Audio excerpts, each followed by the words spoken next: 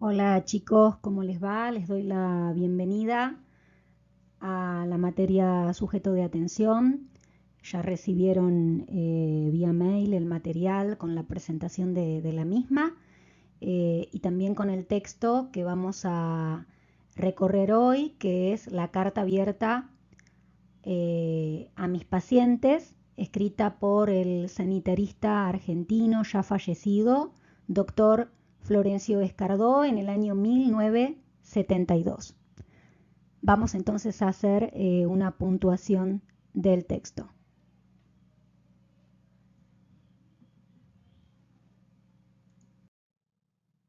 En la introducción de esta carta que publica el doctor Escardó, lo que hace es un recorrido a través del tiempo, de la historia, en cuanto a cómo fue modificándose la forma en la que se llamó al médico. Él señala que en determinado momento se lo llamaba físico y que esto cayó en desuso. Luego se lo llamó facultativo, en la antigüedad se lo llamaba galeno y hoy en día la manera más usual de referirnos a esta profesión es simplemente médico.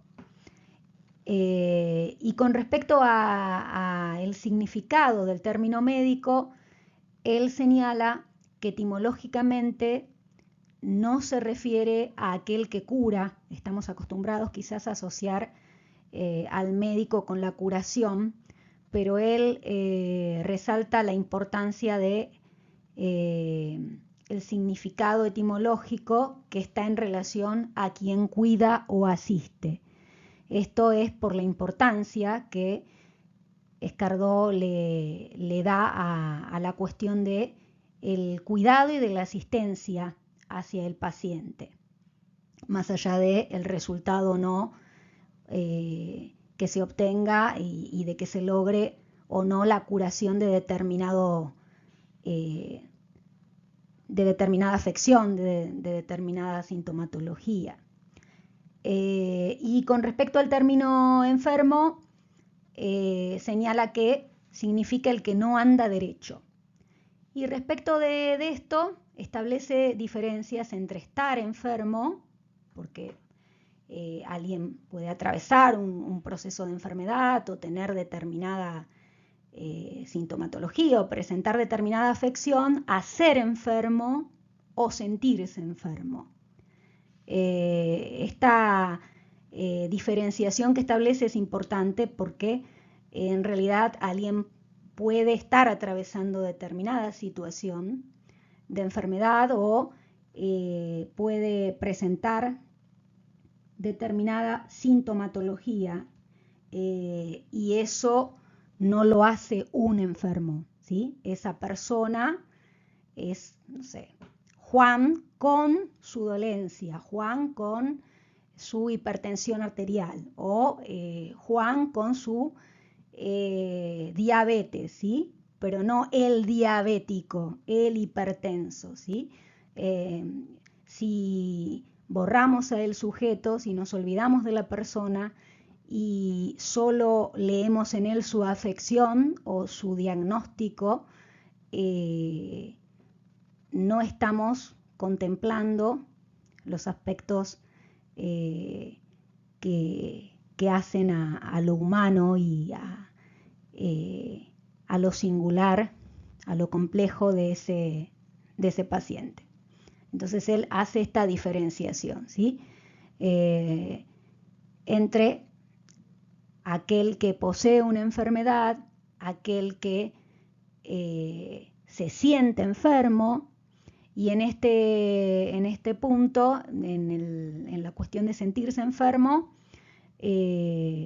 da el ejemplo de aquellos lugares a los cuales ingresan determinados pacientes presentando sintomatología que daría cuenta de que quizás tengan alguna afección cardíaca, estén sufriendo alguna afección cardíaca y luego de los chequeos a los cuales son sometidos, su estado físico resulta que está perfecto, que en lo orgánico no aparece nada que justifique determinado malestar o determinada sintomatología que expresa o manifiesta el paciente. Entonces él se pregunta, bueno, en este caso, ¿esta persona padece?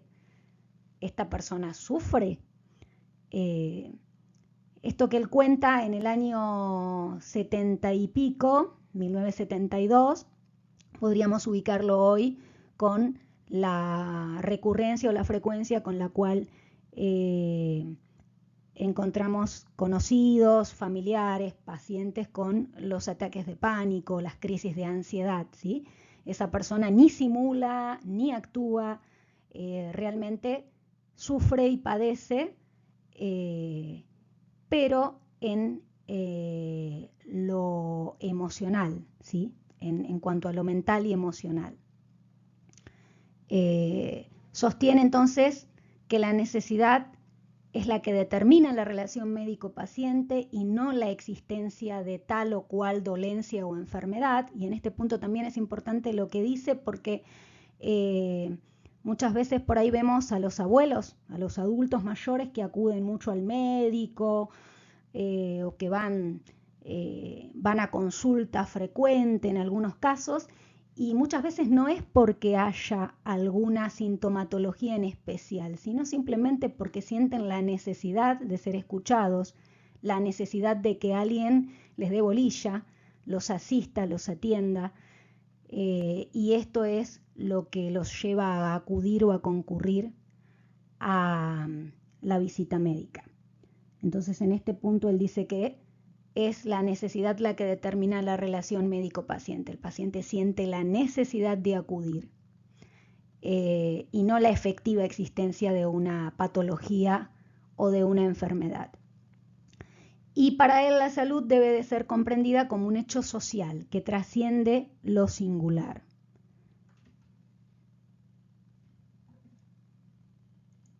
Entonces, como señalábamos en las cuestiones que trabajábamos en la presentación anterior, para él el padecimiento, el sufrimiento puede estar en relación al área física, o sea, alguna cuestión orgánica, pero también puede estar en relación al orden de lo mental o emocional que esté desequilibrado, que perturbe o que genere alguna afección en el sujeto, como en lo social en relación a una persona aislada, una persona que no tenga un contexto contenedor, favorecedor, o una persona excluida, ¿sí? Una persona sin trabajo, sin posibilidades de inserción, es una persona que padece respecto de lo social también. Sitúa luego en el hecho médico la importancia de que se establezca una relación de persona a persona, un vínculo entre iguales. Critica un poco cierta arbitrariedad de algunos médicos porque no entablan esta relación o no buscan este encuentro con sus pacientes, y acentúa la relevancia de lograr la corresponsabilidad del paciente en su proceso de enfermedad y curación. ¿Qué quiere decir esto? Que es importante que el paciente se implique y que pueda responsabilizarse también de la parte que a él le toca en cuanto a lo que él deba de contribuir o hacer para favorecer a su mejoría y a su recuperación. En cuanto al paciente, dice que hay que poner atención a todos aquellos datos que el paciente recorta, que el paciente trae respecto de lo que lo aqueja, porque esos datos están cargados de la interpretación y del sentido que el paciente le otorga a su dolencia, a su afección, y los ha seleccionado el paciente de acuerdo a su conciencia de enfermedad. O sea que el paciente tiene alguna idea respecto de qué es lo que le puede estar sucediendo o en relación a qué puede estar aquello que le está pasando. Y eso, señala Escardó, que es importante poder escucharlo.